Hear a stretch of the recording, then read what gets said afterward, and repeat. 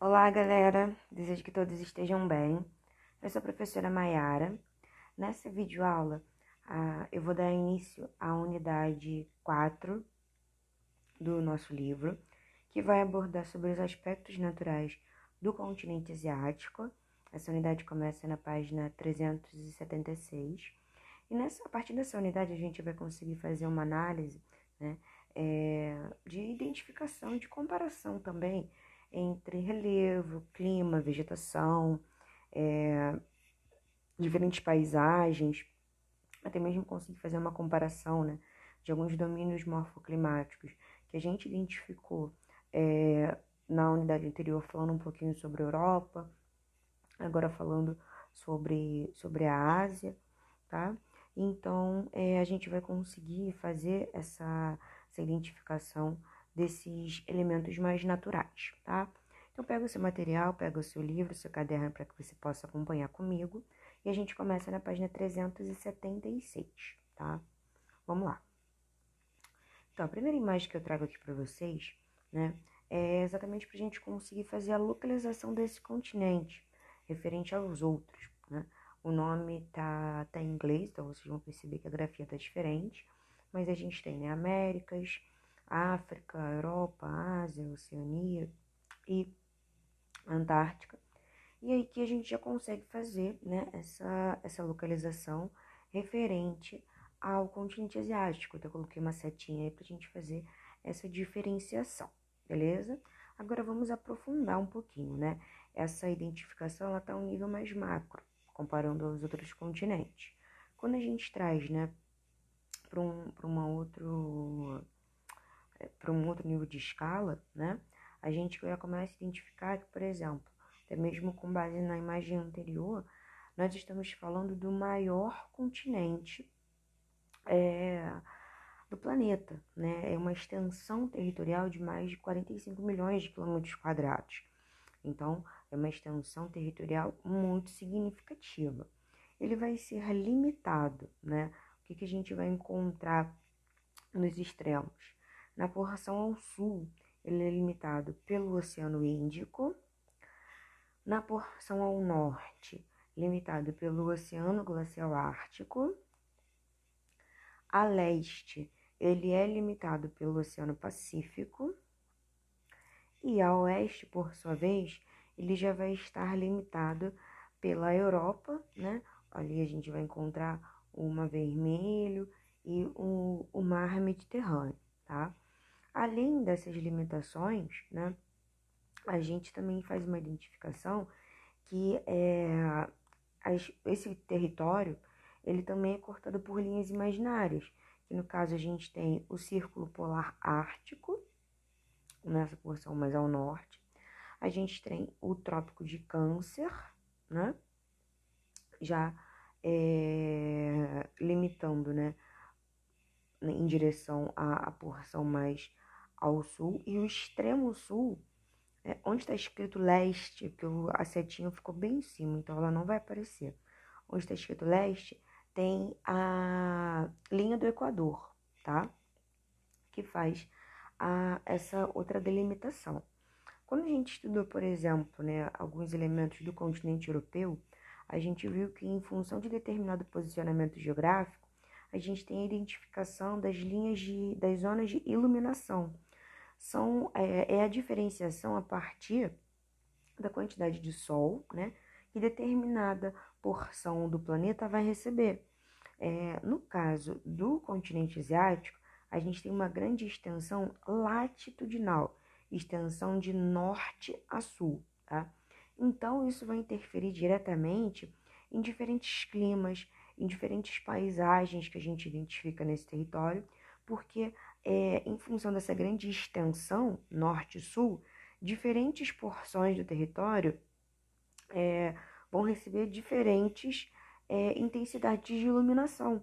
Então, nós vamos identificar, por exemplo, mais ao norte, climas e paisagens relacionados a temperaturas mais baixas.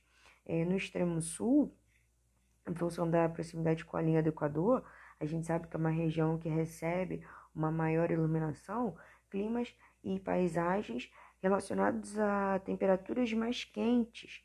Então, essas interferências que a gente vai analisar ao longo dessa unidade, tá? Bom, dito isso, né, tem alguns temas, né, que eu vou abordar aqui nessa unidade, mas que eu vou mencionar e não vou aprofundar. Quando a gente fala, por exemplo, sobre regionalização, tá? Regionalização é quando a gente cria regiões, é quando a gente divide determinada porção do espaço a partir de uma característica. Pode ser uma característica política, pode ser uma característica econômica, enfim, né? Quando a gente fala sobre regionalização, a partir de uma característica política, por exemplo, uma divisão política, a gente vai criar essas regiões e esse assunto ele vai ser mais aprofundado no próximo livro. A primeira unidade do livro 3, né, a gente vai fazer essa identificação em relação a cada região do continente asiático. Hoje eu vou mencionar até mesmo para a gente já introduzir esse assunto, mas eu não vou aprofundar porque a gente vai ver de uma forma mais detalhada, né, no nosso próximo livro. Hoje é mesmo para a gente já começar a identificar sobre o que nós estamos falando. Então, aqui, né, nesse slide a gente conseguiu fazer essa identificação, né, do posicionamento geográfico, no qual ele está limitado. Percebam, essa imagem eu tirei do livro de vocês mesmo, onde eu coloquei a identificação do norte, né, do ladinho tem um recorte a nível mundial.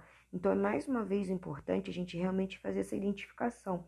Porque, gente, seria muito fácil chegar assim e falar, olha, o continente asiático está limitado ao norte pelo Oceano Glacial Ártico, a sul pelo Índico, e sem que a gente soubesse de fato sobre o que a gente está falando. E quando a gente está lidando sobre assuntos geográficos, é muito importante para essa informação não ficar solta, né? Quando a gente consegue fazer essa construção, né? Identificar, tem aqui em todos os continentes, estou falando especificamente dessa porção, a nossa análise fica mais interessante, tá? Aqui só para essa imagem a gente já consegue fazer uma identificação, né? De uma grande divisão, né? Analisando aqui os limites territoriais de cada país. Percebam a magnitude da Rússia, né? A Rússia é um país que admite territórios tanto no continente europeu quanto no continente asiático. China, Índia, Mongólia, né? Mongólia nem tanto, basicamente China, Índia e Rússia vão apresentar, né, uma grande extensão territorial. Nós temos uma porção, né, mais ao sul, onde a gente vai encontrar Malásia, Indonésia, o Timor-Leste, no qual identifica, né, Filipinas, né? Tem um grande arquipélago nessa porção, né? Temos o clássico, que é o Japão, um arquipélago também. A gente vai fazer essas identificações um pouquinho mais para frente. Mas aqui a gente está sabendo sobre o que nós estamos falando. A gente vai falar sobre China, sobre Índia, Paquistão, Afeganistão, né? Eu brinco que são os países estão da vida, né? Quinquistão, Afeganistão, Paquistão, tá? Então, nós precisamos nos orientar acerca do que a gente vai estar abordando. Então, vamos seguir, né? Como eu falei para vocês, quando a gente faz É interessante a gente fazer uma análise a partir da regionalização. Regionalizar é criar regiões, é você dividir determinado território a partir de uma característica. Nesse caso aqui, esse mapa eu também retirei do livro de vocês, é uma regionalização por localização geográfica, tá? Aqui a gente está analisando em função do posicionamento geográfico em que cada porção dessa do continente asiático está presente. Seguindo a legenda, a gente tem nessa cor meio amarronzada, né? A Ásia Central, no qual ali a gente vai identificar, né? O Cazaquistão, Turcomenistão, Israel também está nessa porção, tá? Num tom mais rosado, a gente tem o Oriente Médio, onde a gente está falando do Irã, Iraque, Turquia, Síria. Temos a porção em amarelo, percebam que ela é dominada pela Rússia, a Ásia setentrional. Setentrional tem essa referência ao norte. Num tom verde, o extremo oriente, onde a gente pega Japão, Coreias, China e Mongólia. Taiwan também entra nessa regionalização. Em roxo, né, Sudeste Asiático, Vietnã, Malásia, Filipinas. E a porção nesse tom mais mostarda, tá? Que é a Ásia Meridional. Índia, Paquistão, Sri Lanka. Então, você pergunta assim, professora, qual é o critério utilizado para essa regionalização? Aqui o critério é somente o posicionamento geográfico, a localização geográfica, naquela referência norte, sul, leste, oeste, né? Então, tem uma porção que está mais ao norte, uma porção que está mais ao sul, uma porção central, uma porção que vai estar, quando a gente faz a referência, né, a partir do meridiano de Greenwich, o que está a leste a gente chama de oriente, o que está a oeste a gente chama de ocidente. Então, tem o extremo oriente, né, aquela porção bem mais a leste. Tem o Oriente Médio. Então, aqui são essas referências a partir desse posicionamento geográfico, a partir dessa localização geográfica. Como eu havia mencionado, a gente vai ver essa matéria de forma mais detalhada na próxima unidade, né, que é a unidade 1 do livro 3. Mas hoje eu peguei até alguns mapas que já estão presentes nessa unidade, somente para a gente fazer uma identificação bem visual, né? Vocês vão perceber que nessa aula, na aula de hoje, e na próxima aula que nós vamos ter, que eu vou dar continuidade a esse tema, vai ser um aspecto muito visual, tá? Eu tô trazendo mapas para a gente conseguir fazer essa identificação de qual região, qual território nós estamos falando. Então, vamos começar aqui, né? Oriente Médio, tá? Essa porção do... Gente, como é que eu travou aqui? Essa porção do Oriente Médio, né? Aqui já é um mapa que já está mostrando nessa divisão política, né? Então aqui eu tô falando de Irã, Iraque, Omã, tá?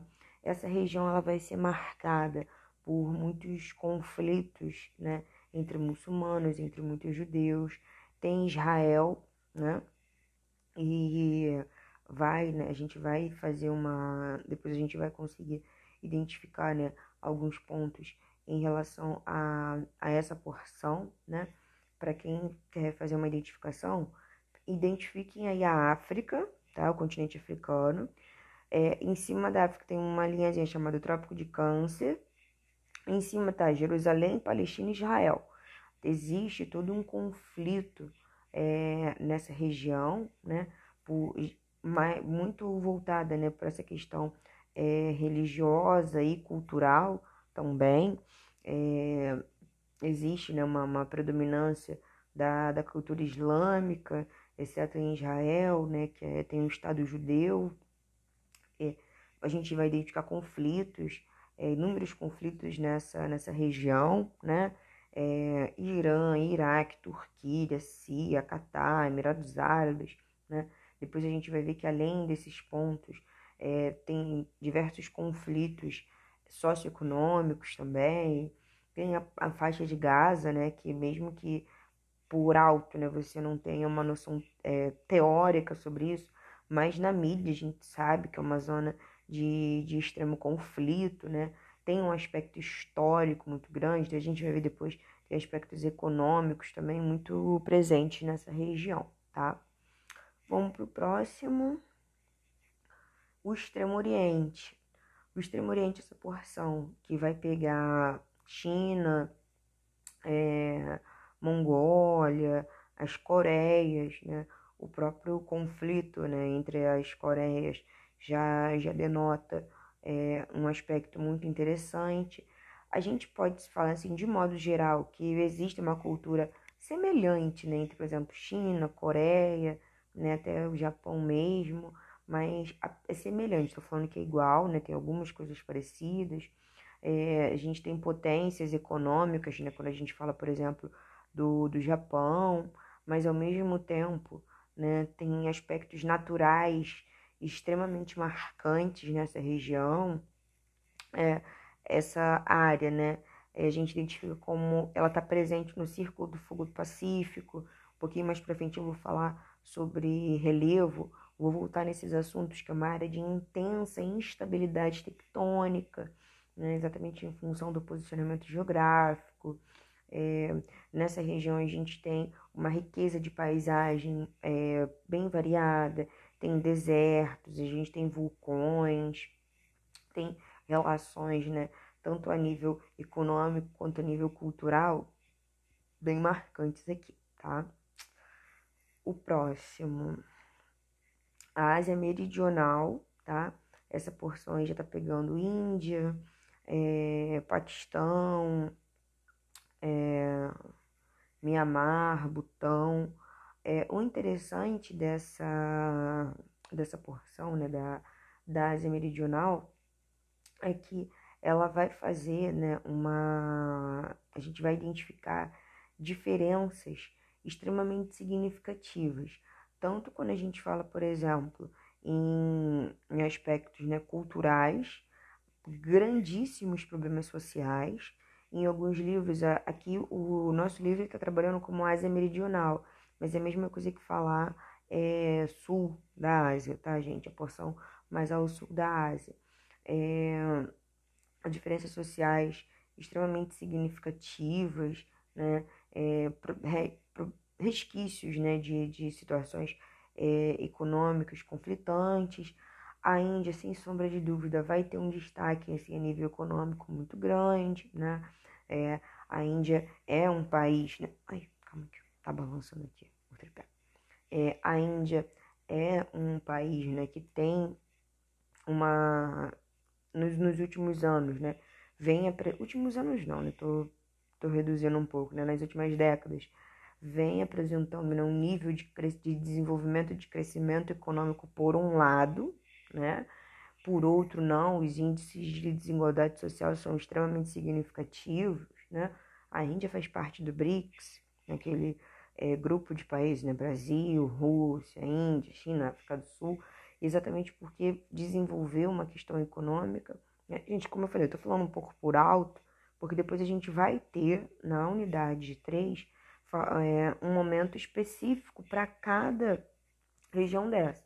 Mas aqui eu só tô iniciando mesmo o assunto para depois a gente conseguir aprofundar, tá?